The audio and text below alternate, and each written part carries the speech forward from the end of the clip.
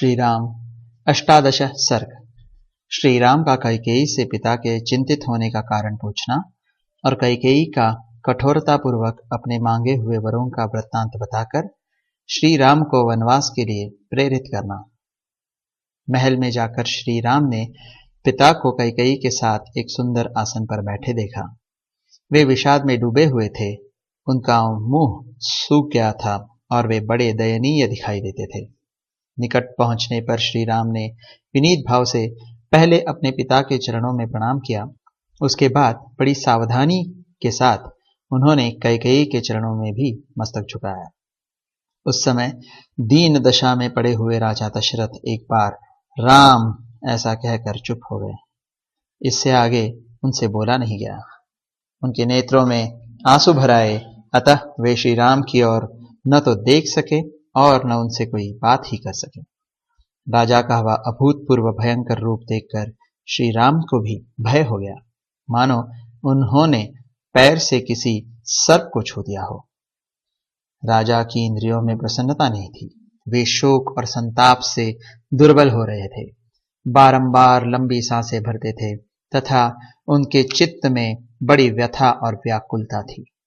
वे ऐसे दिखते थे मानो तरंग मालाओं से उपलक्षित अक्षोभ्य समुद्र क्षुब्ध हो उठा हो, सूर्य को राहु ने ग्रास लिया हो अथवा किसी महर्षि ने झूठ बोल दिया हो। राजा का वह शोक संभावना से परे था। इस शोक का क्या कारण है, यह सोचते हुए श्री रामचंद्र जी पूर्णिमा के समुद्र की भांति अत्यंत विक्षुब्ध हो उठे। पिता के हित में तत्पर रहने वाले परम चतुर श्री राम सोचने लगे कि आज ही ऐसी क्या बात हो गई जिससे महाराज मुझसे प्रसन्न होकर बोलते नहीं हैं। और दिन तो पिताजी कुपित होने पर भी मुझे देखते ही प्रसन्न हो जाते थे। आज मेरी ओर दृष्टिपात करके इन्हें क्लेश क्यों हो रहा है। यह सब सोचकर श्री राम दीन से हो गए, शोक से कातर हो उठे। विषाद के कारण उनके मुख की कांति फीकी पड़ गई। वे कैकेयी को प्रणाम करके उसी से पूछने लगे, मां, मुझसे अनजान में कोई अपराध तो नहीं हो गया जिससे पिताजी मुझ पर नाराज हो गए हैं। तुम यह बात मुझे बताओ और तुम ही इन्हें मना दो। ये तो सदा मुझे प्यार करते थे, आज इनका मन अप्रसन्न क्यों हो गया। देखता हूं ये आज मुझसे बोलते तक नहीं है। इनके मुख पर विषाद छा रहा है और ये अत्यंत दुखी हो रहे हैं। कोई शारीरिक व्याधि जनित संताप अथवा मानसिक अभिताप चिंता तो इन्हें पीड़ित नहीं कर रहा है, क्योंकि मनुष्य को सदा सुख ही सुख मिले ऐसा सुयोग प्रायः दुर्लभ होता है। प्रियदर्शन कुमार भरत, महाबली शत्रुघ्न अथवा मेरी माताओं का तो कोई अमंगल नहीं हुआ है ना। महाराज को असंतुष्ट करके अथवा इनकी आज्ञा न मानकर इन्हें कुपित कर देने पर मैं 2 घड़ी भी जीवित रहना नहीं चाहूंगा। मनुष्य जिसके कारण इस जगत में अपना प्रादुर्भाव जन्म देखता है, उस प्रत्यक्ष देवता पिता के जीते जी वह उसके अनुकूल बर्ताव क्यों न करेगा। कहीं तुमने तो अभिमान या रोष के कारण मेरे पिताजी से कोई कठोर बात नहीं कह डाली जिससे इनका मन दुखी हो गया है।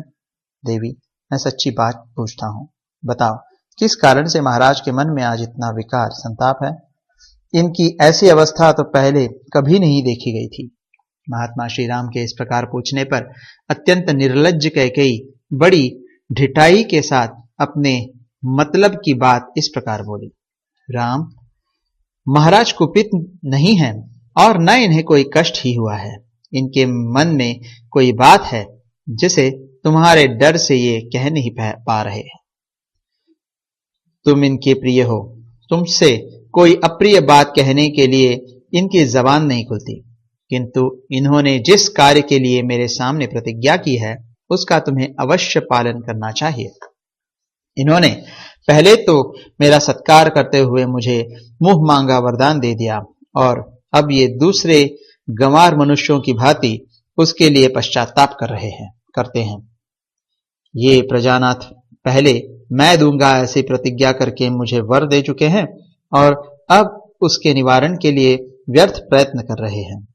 पानी निकल जाने पर उसे रोकने के लिए बांध बांधने की निरर्थक चेष्टा करते हैं।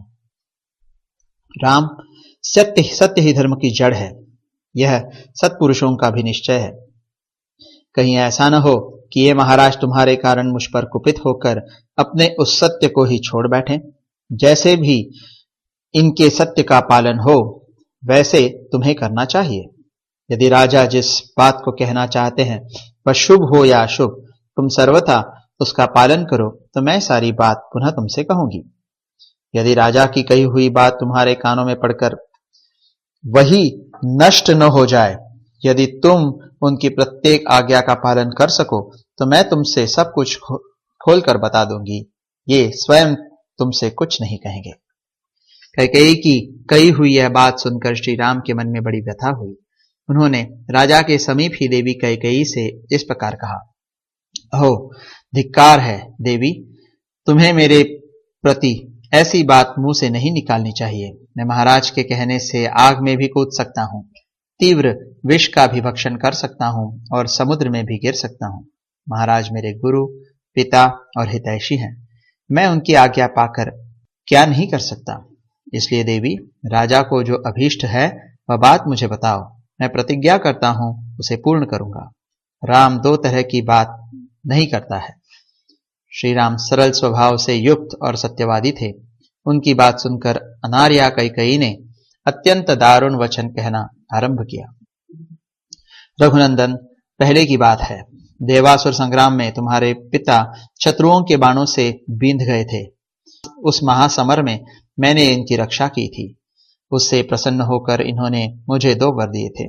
राघव, उन्हीं में से एक वर के द्वारा तो मैंने महाराज से यह याचना की कि भरत का राज्याभिषेक हो, और दूसरा वर यह मांगा कि तुम्हें आज ही दंडकारण्य में भेज दिया जाए।